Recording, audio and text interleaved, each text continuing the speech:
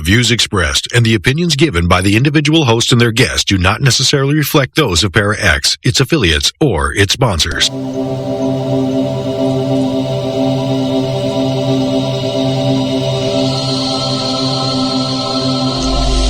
meet and merry part, bright the cheeks and warm the heart. For tread the circle thrice about, to keep unwelcome spirits out. Bide within the law you must, in perfect love and perfect trust. Mind the threefold laws you should, 3 times bad and 3 times good. These 8 words the read fulfill, and ye harm none, do what ye will.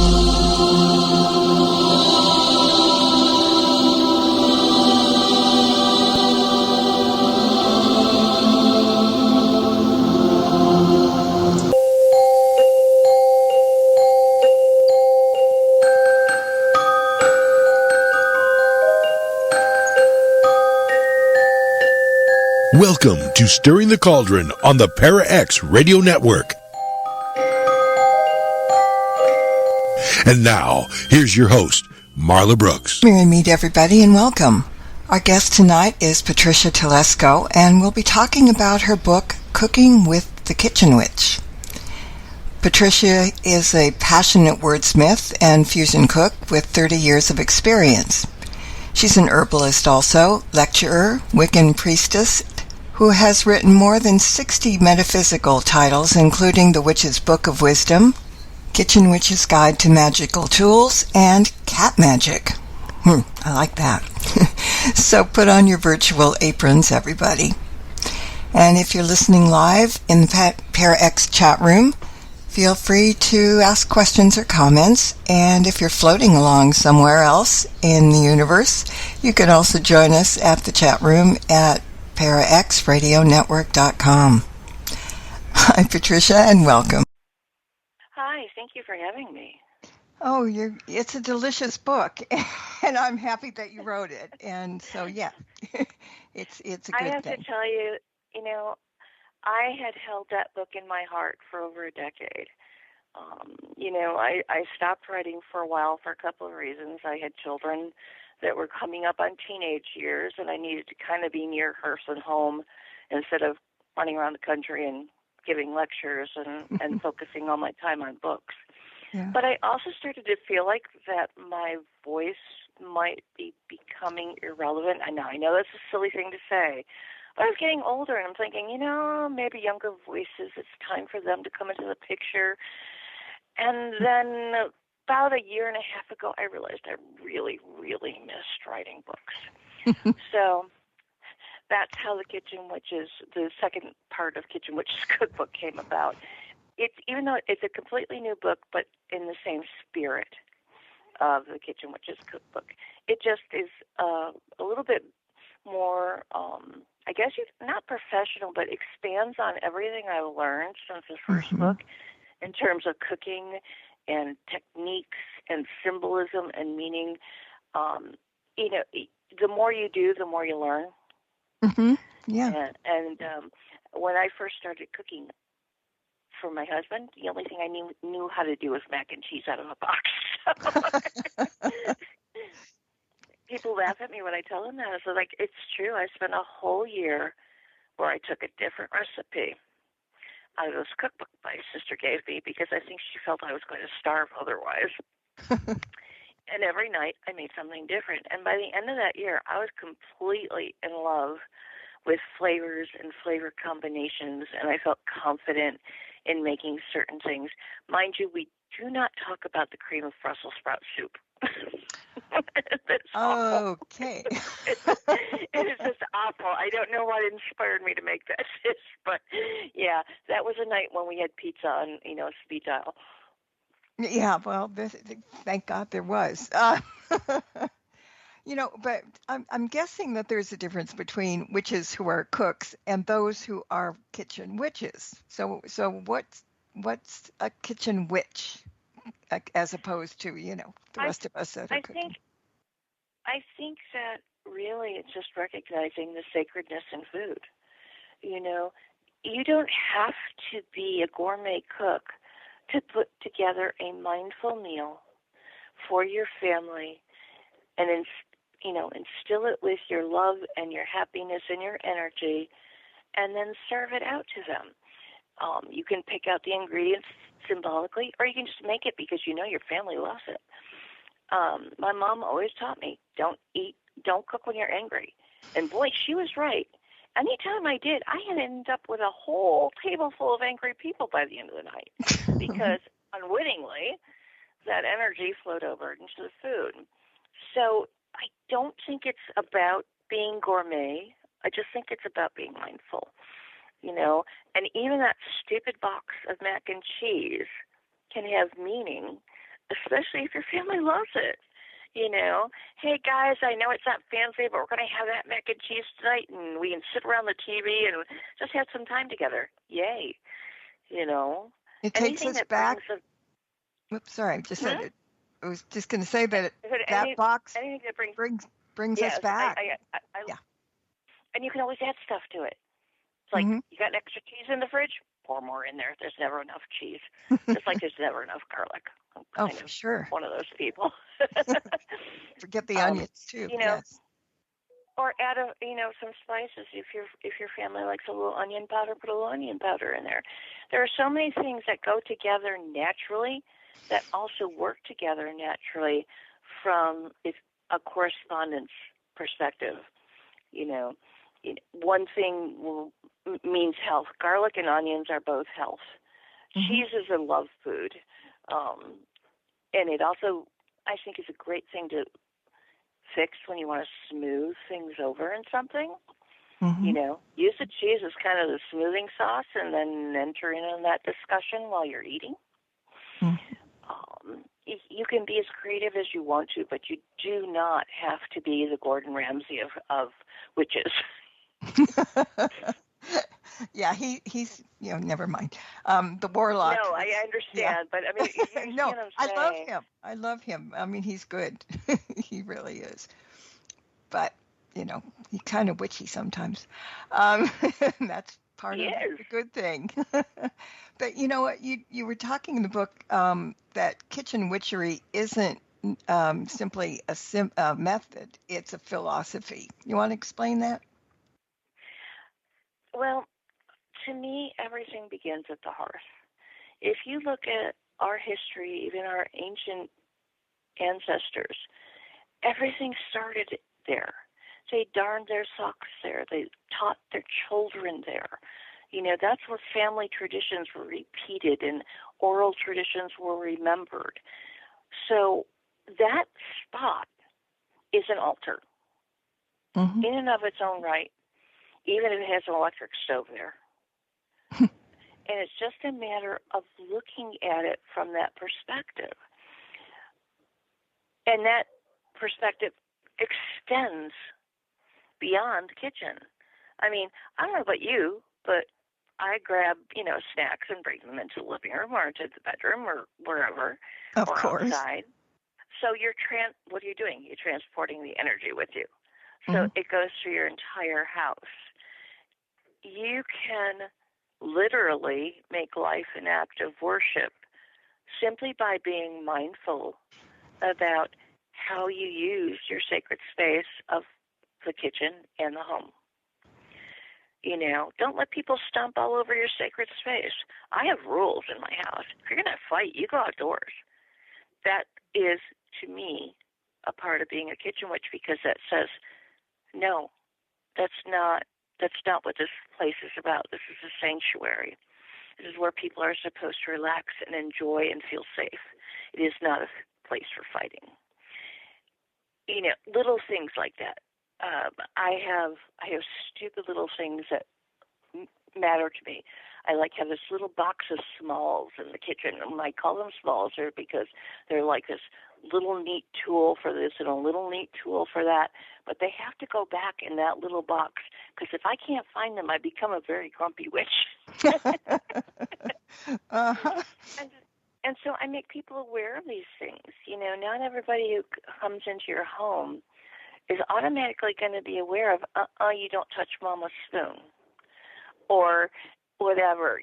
Everybody's got their little things. It's like, it's just like your magical tools. You don't want necessarily everybody handling all of your magical tools. You might not mind sharing them, but there are some that I'm assuming that are really special to each person. And to me, kitchen tools are just like that. I have a wooden spoon from Greece that is worn and aged and oiled to death, but it's like my favorite spoon, and it's my spoon. I actually put it away when I'm done with it because I keep that for myself. And I can't explain to you why, other than the fact that I just love it. I like the way it feels in my hand. It's my wand of wonder, so to speak. And I only bring it out when I'm making things that are really special to me, too. So it kind of, the food is special, the spoon is special, they cooperate with one another. And now, mind you, that sounds really fancy, and it doesn't have to be that way. Your silverware is just as good as a tool as anything else. Well, it's about the way you approach it. What are you thinking? What are you feeling? Do you have an intent in mind?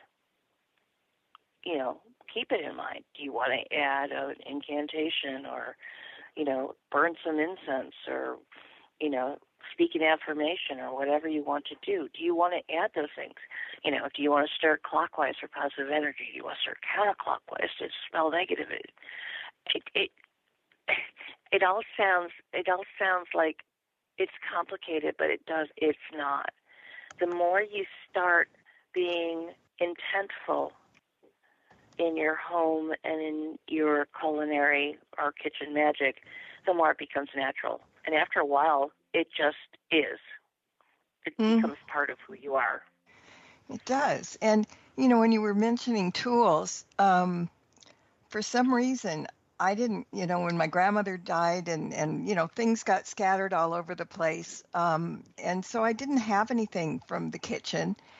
And then all of a sudden, a few years later, I opened a box and there was her melon baller.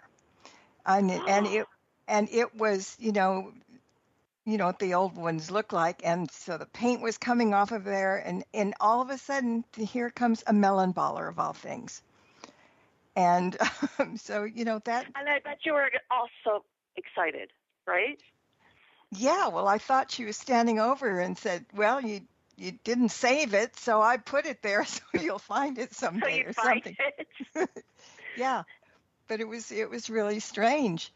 But also, the book has much more than recipes, but there are a lot of recipes. And I can understand how difficult that is because I did a cookbook myself a long time ago.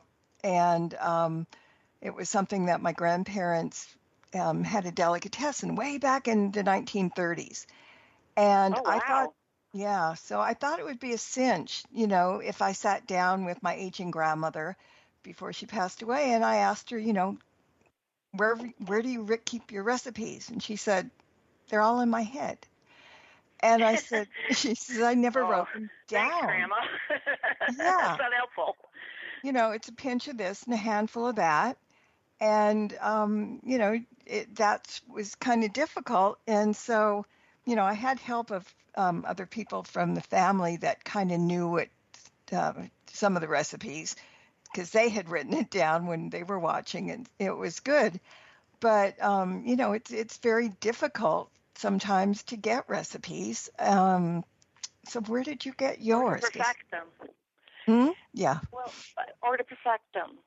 I mean, my quest, I've had a couple quests, but one of my quests was to figure out my mom's roast beef. She always had the darkest, brownest gravy that was so rich and so tasty. And, no matter how hard I tried to make a roast beef, I could not get that gravy. And so it took me 20 years before I figured out the problem.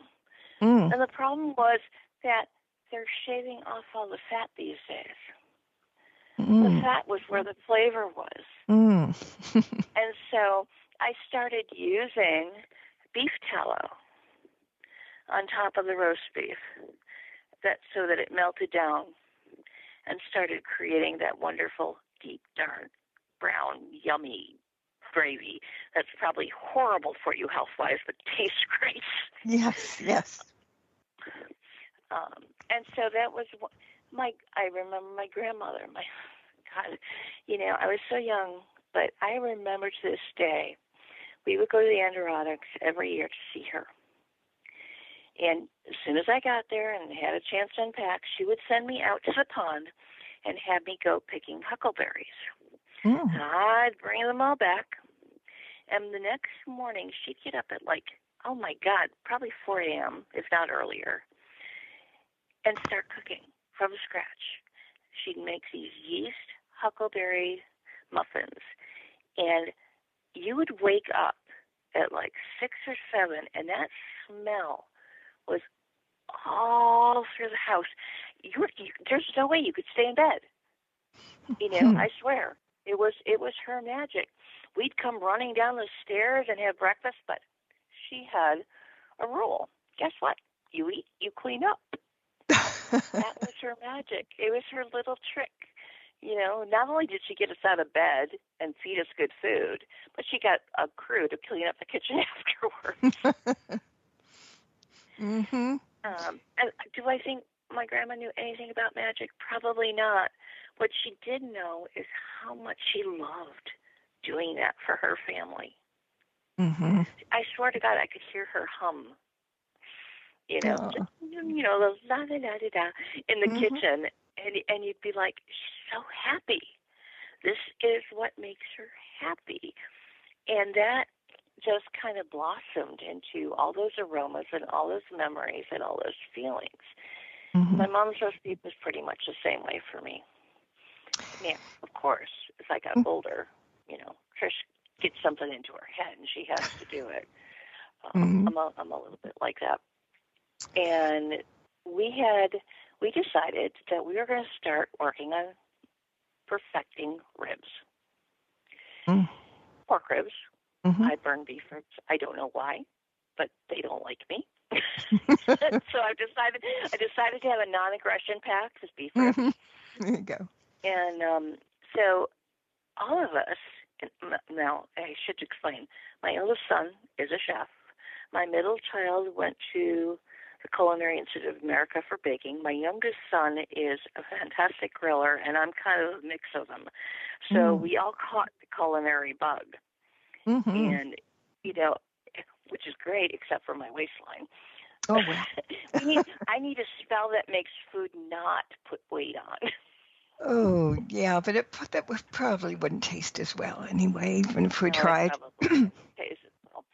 So we all got in on it, and every month or so, we tell people, okay, this is this month's, rib off. You can make it any way you want. You just bring it, you cook it. But anybody who's there, we don't tell who made what, and everybody can vote on it at the end of the day. Mm-hmm. And it became this wonderful, fun production of people getting together and laughing and talking about family traditions and family stories and having good food in the process. And sure, and we did. We came up with some great recipes along the way. And some things that we didn't like that much and probably didn't repeat. But kitchen magic and kitchen witchery is pretty much the same way. You are going to find things that you love that really work for you and things that, not so much so. And you don't have to go back to those things.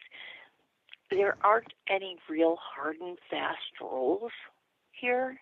It's like not somebody, no one's going to give you a stone tablet with 10 recipes on it. That could happen. But they will tell you what worked for them. And that's what I try to share with people. It's like, okay, this is what worked for me. This is how I approach this process. This is how I approach recipes. Mm-hmm. The fun part about recipes is if you think about them like formulas, like a spell in itself, where you add so much of this and so much of that. Really, recipes are spells already written. You just have to take hold of what's there and put it to use. Mm-hmm. Yeah. Well, the book... Oh, go ahead. I'm sorry. The book, I'm just looking. I have so much to ask you. Um, and, but the book is divided into 3 courses, which is very good. The first course is the fundamentals. Yes, okay. See, I can't talk today either. And the second course is a family festival and feasting. And as I was flipping the page, looking down, I thought that the third course would be dessert, but it isn't. Instead, it's a culinary, astrologic, zodiac, potions, and platters. Now, tell us about that. That's really interesting. It was so much fun to explore. I really do believe there's a correlation between food and zodiac signs. Now, obviously, this is not as persnickety as a full astrological chart. You know, you're not going to get every single thing down to the last point. But there are some commonalities about, based on the personality of the astrological sign and the overall energy that it projects. I mean, are you surprised that Aries would want fiery food? Mm-hmm. You know? Mm-hmm. Or that Pisces would love fish? Mm-hmm. You know, it just little things like that actually make sense and that resonates with what they were born with. You know, we are all born with some sort of energetic imprint, and our astrological sign plays into that imprint. And that means that we can use that knowledge to build out our magic in different ways, however you want to do it, be it rituals, be it spells, be it charms, be it affirmations, and food. Mm-hmm. And it's so funny. I keep coming back to food, and I know it sounds crazy, but as for us, astrology is a kind of divination when you think about it. Mm-hmm. And in the past, before there were fancy schmancy tools, guess what people used for divination? Food. Yeah. They would throw nuts in a fire. They would bob for apples. They would watch the growth of onions. Food became a means of them understanding, or at least hoping to understand, what was going on in their lives at that moment or what was coming up in the future. Mm-hmm. And I think that's kind of cool because it all ties together. It just, not necessarily in a straight line. I love it. I'm one of those people that I love research to begin with. Mm-hmm. But as I start seeing those connections and I start seeing the links, I get so excited. And I'll babble on to my family for hours at a time, and I'd be like, Mom, really? Are you done yet? And by the way, I'm not allowed in kitchen stores. Bad idea. Yeah, I get it. That's me in pet shops. So, whatever it is, we're going to bring something home, even if we don't need it. But yeah, it's like, here's my credit card. No. And the more that the culinary world grows, from my perspective, the more that grows, the more my options grow. There is absolutely nothing static about food and culture and traditions and mythology and symbolism. It keeps growing. And a lot of it's very personal. I don't care if a book tells you 20 bazillion times that an apple stands for health. If you got knocked on the head from an apple falling out of a tree at one time, you probably don't associate it with health. Right. So I always tell people, I said, the correspondences are a great way to start. It's a way to look and go, all right, these are the things people have said pretty repeatedly. There's some continuity there.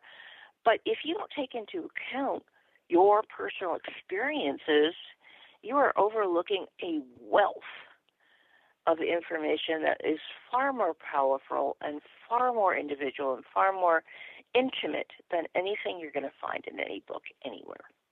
Mm-hmm. And True. I tell people this all the time. I said, don't get me wrong, I love writing, and I hope that my books help people explore their own creativity. But at the end of the day, if it's not working for you, turn the page and find something that is. That's really important to me because this isn't dogma. It's about kind of philosophy and a little bit of good luck thrown in for good measure. A lot of my best discoveries have been purely by accident, and I think that's actually got historical precedence behind it. You know, I wouldn't expect something to happen, and there it would be. And can I tell you a story? Sure. Way back in the Wayback Machine, I decided that one of the things I wanted to learn how to do was make rose water. I had this huge strand of roses, and I wanted to do something with them. So I followed a recipe that was just pre-Victorian era to the book, put it in a nice dark bottle, put a top on it, put it away. Guess what Trish did? She forgot where it was. So one day I'm cleaning the kitchen, and there on top of the shelf is this bottle. I'm like, oh, I forgot about you. And when I started to open it, I heard, psst, it had started to ferment. It had turned into rose wine because there was a natural yeast introduced into the process. So after that, I started making rose wine for people a year and a day before their wedding or hand fasting. Nice. And by the time it aged out, it was ready to be there for their special event. It was so much fun. And I have to tell you, people think the smell of roses is flowery, but they actually taste very citrusy. And I was surprised by that. I thought, oh, this is going to taste like soap. It doesn't. It's more like an odd, not really orangey, but it's got those citrus notes, but you're still smelling flowers, and it's your brain doesn't quite know what to do with that combination, but it works. It does. Yeah. Now, throughout the book, you have little boxes of tips, suggestions, and you explain questions like kitchen witchery right for you, and some things that you write down like olives in antiquity. I like that. And the bok choy commentary. That's really good. I mean, the whole thing, just in every chapter, there's just things about that, and they're just little bits and pieces, but they're wonderful. Those are my morsels. Those are what I call my morsels. As I'm researching any particular food, you are going to come across so many neat little things. In the Far East, it meant this. In Asia, they made it this way for this reason on this occasion. I recently found out that tea shops, tea divination, was actually outlawed in New York City for a while, and they would set up sting operations for tea leaf readers because, for whatever reason. But I thought, what a cool thing. It's like, okay, we got enough attention that somebody didn't want to help them. History is an amazing reflection of who we are, where we've come from, and where we can be going to. And I think having that foundation is enriching. I know that when I look at certain foods that I make all the time, there's something in the back of my mind that's always thinking about what I've learned about it. And so I like to pass along that information in the hopes that it might inspire somebody else. And even techniques. Have you ever looked at an onion and cut it in half? Mm-hmm. Do you notice that the onion tells you where to cut? It's got lines. I know. You can follow the lines. You can color inside the lines of an onion. Now, it has absolutely nothing to do with magic. It just has to do with paying attention to nature. You've been given and I got to tell you, my knife skills are not the best. So having those lines are really helpful to me. And one of my favorite recipes, of course, is onion soup. So good. I have to use them a lot. Now I'm getting hungry. So we're going to take a quick break, and we'll take a break between courses. So everybody, put your forks down or just grab some food, and we'll be back very, very soon. Don't go away. There's more Stirring the Cauldron with Marla Brooks right after these important messages. It's double the cauldron, double the fun. Parax brings you back-to-back hours of Stirring the Cauldron with Marla Brooks. First, at 8 p.m., Parax digs into the vault to bring you an encore edition of Stirring the Cauldron. That's 10 years worth of amazing guests, interesting subjects, and all the fun from your favorite show. Then at 9 p.m., Parax presents an all-new hour of Stirring the Cauldron as Marla explores the paranormal realm with brand new topics and all-new guests. It's double the cauldron, double the fun as Parax presents back-to-back hours of Stirring the Cauldron with Marla Brooks. And it all begins 8 p.m. Thursday right here on the Parax Radio Network. Do you know where the world's most secret bases are located? Do you know what spooky action at a distance means? Is there a conspiracy by aliens to prevent us from conquering space? And where is the best place in the United States to see a real UFO? Find the answers to all these questions and more in Mac Maloney's new book, Mac Maloney's Haunted Universe. Visit places you never knew existed, the Hampton Tunnels of Tokyo, the UFO Trail in South America, Ong's Hat, and the very mysterious M Triangle. Mac Maloney Haunted Universe contains hundreds of reports on ghosts, haunted planes and ships, weird celebrity deaths, mysterious sounds, and a breakdown of every monster in America, state by state. You've heard him talk about it on the radio. Now get all of Mac's paranormal research in one large volume. Mac Maloney's Haunted Universe, with a foreword by the very famous Juan Juan. On sale now in your local bookstore or on Amazon.com. What if everything you thought you knew about time, free will, and reality was wrong? Unified reality theory dares to bridge science, philosophy, and religion to uncover the true nature of existence. Controversial? Yes. Mind-expanding? Absolutely. Find out what everyone will be talking about. Join the conversation now. Unified Reality Theory, now available on Amazon and Barnes & Noble. Get your copy today, because reality isn't as simple as it seems.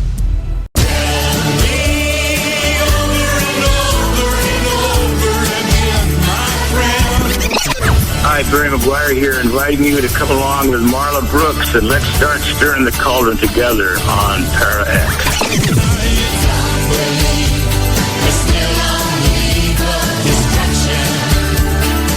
Stirring the Cauldron with Marla Brooks, Thursdays at 9 o'clock on Parax. Welcome back to Stirring the Cauldron. Once again, here's your host, Marla Brooks.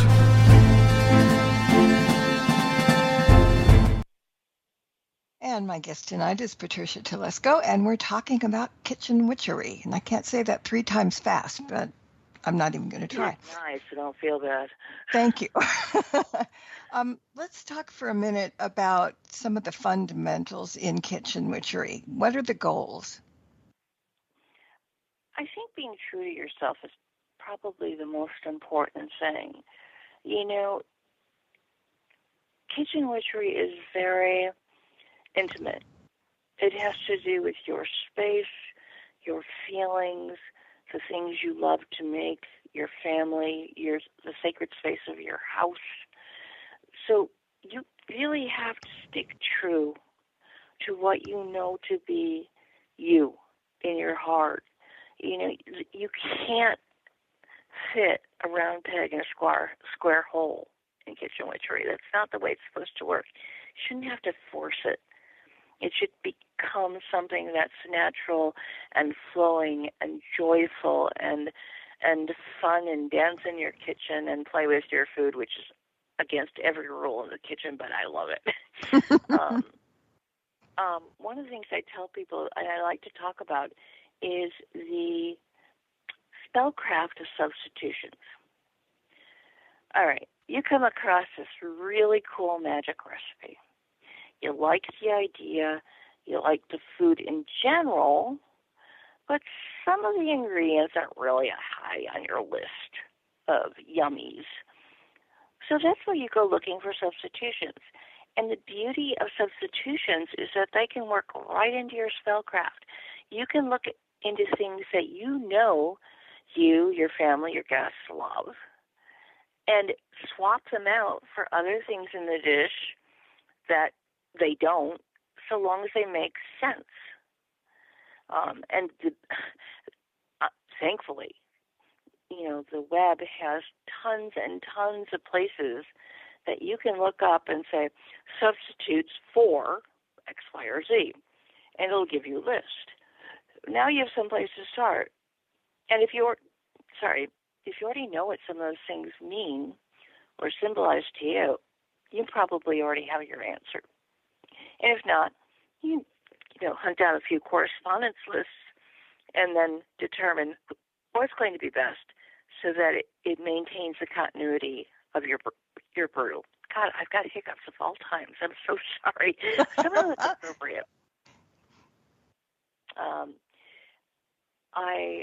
I do that a lot because there are things I just don't like, be it texture or flavor, but they're key components in certain recipes, even before you even look at, the magical elements in them. So before I even get started, I look for the spellcraft of the substitutions and let those substitutions blend in to the energy matrix that you're creating. Everything that you put into your work at the kitchen creates some sort of energy. I don't care if you're cleaning the kitchen counter, washing the floors, making breakfast, or just having your cup of coffee in the morning. There's something that happens there. And you know it. You know it when it happens. When the more people have gotten away from eating together and being close to their hearths, I believe has caused more and more distances in families. In our home, unfortunately, we don't have an actual dining room. So we have all these little tables that we set up for people in our living room so that we can all eat together in a sort of round table place that works. But we're all in one space. We're not, two people outside and two people there and three people here. Bring them all together. And then conversation starts. And it's like, ooh, why did you use this? Or why did you use that? And what's really neat about that is guess what our ancestors were doing as they met each other along the spice routes. And every place they traveled, people took their food traditions and beliefs with them wherever they went.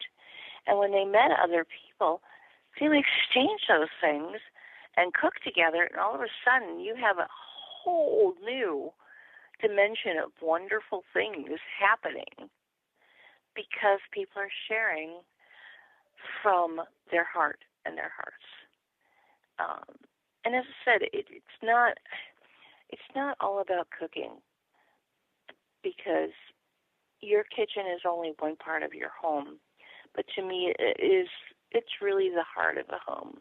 Mm-hmm. And so if you can take the energy that you produce there and spread it throughout your house as best you can, then you are doing a fantastic job.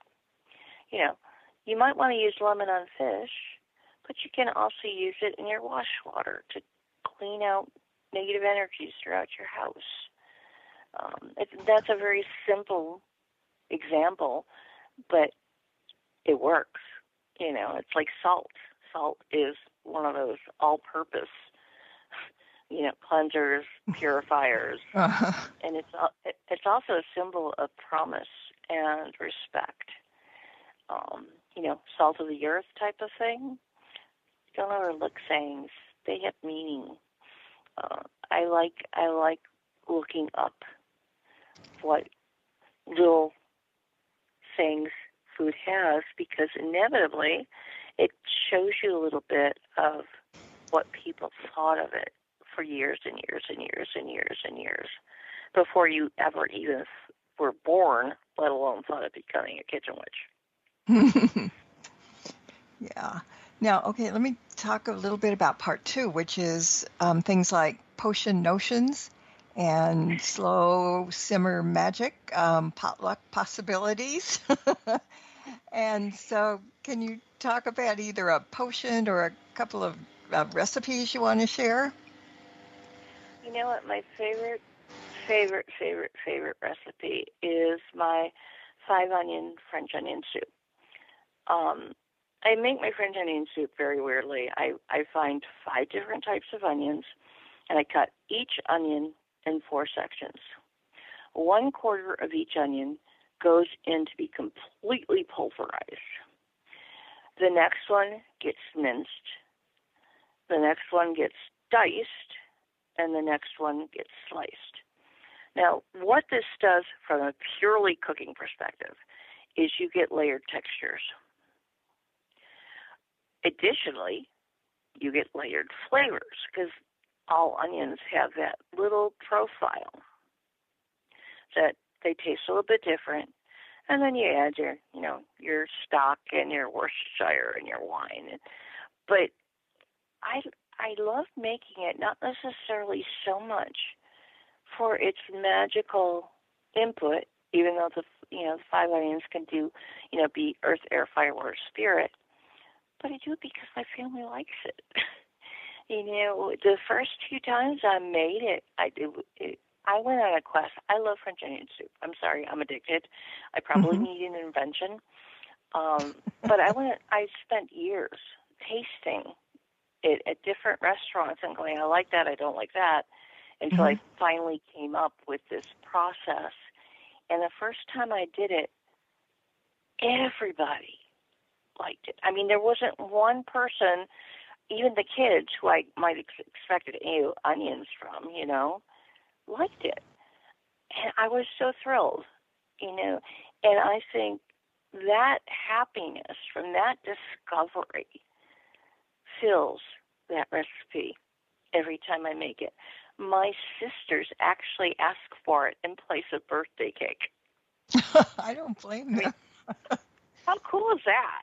I mean, the first time that happened, I'm like, "You're serious?" Like, yeah, I really like your soup. And then, of course, that's a comfort zone too. There's something very comforting and warm and approachable about soup. And when you throw cheese on top, well, heavens, now you've got, you can't go wrong that way. So that is a recipe that has basic culinary techniques, but I did them in a specific way for specific reason to build layers of energy, layers of meaning, layers of flavor, so that at the end of the day, all of it comes together. Now, the key is to not serve it right away. You put it away for 24 hours and let it marry. There are some things that should not be rushed in the kitchen, and that's one of them. As much as you might want to serve it immediately, give it that 24 hours and watch the magic happen, because there's an alchemical beauty to it all. Baking is chemistry. I've loved the lab. Cooking is alchemy. And you can taste the difference. You taste the night before and you taste it the next day. Completely different depth, completely different feeling to it. And so that's one of the other things I teach people is don't try to rush your food. If you have the time to, prepare things ahead and just, put them away and let them do their thing, they're going to do half of the work for you. On top of it, when your guests arrive, you don't have as much work. You throw the stuff on the stove or in the oven, and you can spend time with people instead of, away from everybody. You can enjoy that social element until the food's ready to serve. Think of it as coven in the oven. Sorry, that was horrible, wasn't it? It's. Go ahead. Oh no, I don't know. I sometimes find myself, and I know this is really embarrassing, but even as a writer, sometimes I find myself at a loss for words to express how passionate I am about this part of life. I never thought anything other than writing could give me such joy. Mm-hmm. And this comes pretty darn close. Writing is definitely at the top of the list. A writer is not simply something that I do. It is who I am, down to my bones. I found out that my mother kept poems and stories that I wrote from the time I was able to put pen to paper in, set away. And I read them and I went, well, no wonder. There was a little, I was not the most beloved of kids in school because I was too smart and too awkward for my skin. Mm-hmm. And I grew up in a place where there were a lot of cliques. So whenever I was upset, I would go out to the woods where there was this little creek with all sorts of guppies and trees, and I would sing to the trees because I didn't care if I could hold a tune. But in retrospect, is it any wonder I became a pagan or a witch? Those trees were my teachers. They were my companions. They let me be who I needed to be when I couldn't be anywhere else. And now I'm not around trees as much as I am around my kitchen. So my kitchen has kind of become that substitute. If I can get back to trees, I'm happy. But if I can't, I got my kitchen. Oh, that's so nice. Something I didn't really think about, but some newbie kitchen witches might overlook a thing about blessing and protecting your kitchen. Let's talk a little bit about that. When you think about blessing, think about what you would do, to bless a child or to bless any sacred space. You're setting up for ritual and you want to bless it.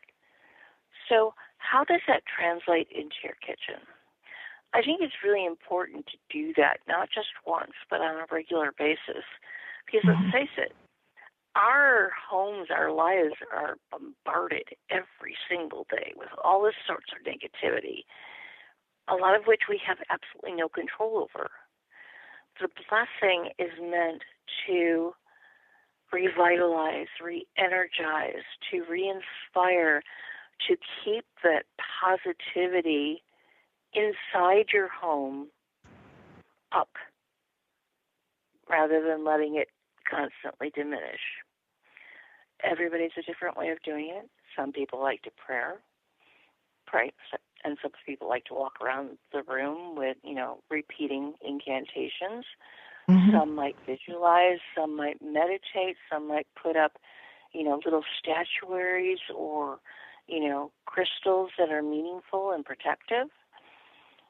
But it's important because if you are planning on using this as a magical place, then it needs to be a place of honor. Altar means elevated, high space, something that goes above, but it also means to change. So you are making your space into something that's higher, a higher energetic vibration, but you're also making a place where you can make changes. Mm-hmm. And I think it's really cool. Some people have little kitchen witches flying around the place, little Yeah. little dolls and everything. They probably don't even think about it, but Yeah. it's still cool. Because something about that tugged at their heart, and they wanted it there. So blessing is important. Cleansing is important. Okay, how many days do you go into your kitchen and you're just like, or any part of your house for that matter, and stresses, anxiety, frustration, and all of that energy is just being soaked up by your walls. Mm-hmm. If walls can talk, it's not simply an expression. Have you ever walked into a space and known immediately that something wasn't quite right? Mm-hmm. It's because the space absorbs that energy. Yeah. Somebody was fighting, there was an issue, whatever. Mm-hmm. But if you are attuned, you pick up on it. Well, the same holds true for the sacred space of home. You want to take time whenever you can to get rid of all that crap. Now, I have people that I have had over being, who I am in terms, a lot of people sometimes say, can I come over? Can I talk to you? Whatever. And the first couple of times, there's this thing that happened after, someone left, and all of a sudden I was angry or frustrated or sad. And I had absolutely no idea why until I realized that their psychic garbage, for all intents and purposes, had been simply dropped in my living room. Now, nobody does this on purpose. It's not their fault. Most people are not aware of how they can do that or how they might do that. But if you don't know it can happen, you may not know why you're getting angry with your spouse or your partner or your child. You just know you are. And all of a sudden it's like, wait, that light bulb goes on and you realize, okay, now I know where this is coming from. I need to ground out that energy. I need to, sweep it out of the house, be it by broom or incense or whatever, but it needs to go away. I think cleansing is probably more important on a regular basis than blessing is. Because we tend to have more social interaction in our homes that can cause that negativity. Whereas I think blessing tends to just kind of hold over a little bit longer. I generally say like every 6 months is a good time, but cleansing may need to be more than that. And as soon as you're aware of something that's awry, get out that smudge stick, get out that salt, get out the lemon, get out your broom, whatever makes sense to you, but get that stuff out of your house so that you are not responding to it instead of your own soul and your spirit. And I'll be honest with you, it has happened to me more than once, and that's why I'm sharing this. It took me a while. And even today, there are moments when I don't realize immediately that it's happening. It'll eventually get there. My brain will get there. My spirit will get there. But if I'm engaged in a discussion or a family gathering, it might not occur to me that one of the reasons that everyone's getting so frustrated is that somebody has brought a whole bunch of stuff with them in the house. And they didn't remember to wipe their shoes at the door. Yeah, really. Yeah. And I actually like that symbolism. I've started to tell people to do that. Even if they don't know consciously that is what they're doing, the act of taking the dirt off their feet before they enter a home, to me, is very symbolic. Yeah. And so that's why I really stress those things. And, you know, I also want to add, don't get upset with yourself if it happens. Don't get frustrated if you can't fix everything immediately, all the time, every time. You know, don't get at yourself if those damn dishes pile up. Life happens. Yeah. You have to give yourself grace. And I will say, honestly, it is one of the hardest things for most people to do. We can give everybody else that grace, but we have a really hard time giving it to ourselves. We need to start working on it for sure. And we are getting out of time. All of a sudden, I looked up and we got to go. But before we do, where can people find you? Your books, your events, or anything else of interest? The new book you can find on Llewellyn. It's Cooking with the Kitchen Witch. And I am also on Facebook, Patricia/Trish Telesco. People call me Patricia, and I think I'm in trouble. And those are my two places right now. I'm in the hunt for a new webmaster because my husband is now irrevocably ill, and he was the person who was doing my website. So at the moment, I am just kind of rolling on good intentions and, you know, doing, you know, any blogs that I write, I post to my Facebook page. And then you can find out about what kind of mischief I'm getting into at Llewellyn. Yeah, that's always happy to tell you. That's always fun. Well, thank you for sharing your kitchen witchery, and I might have to twist your arm to come back to talk about that. But I'm really curious about cat magic down the line. So we'll be in touch. My cats would be very happy to help. Good, thank you, because we all have them, and yeah, we'll talk about that. So, and we got to thank everybody for listening in, whether they're on podcast or live. And blessed be everybody, and merry meet again. Good night. This has been another edition of Stirring the Cauldron with Marla Brooks. Be sure to tune in next week at the same time for another great guest and more fun. Any rebroadcast or other use of this program without permission is strictly prohibited. You have been listening to the Para X Radio Network.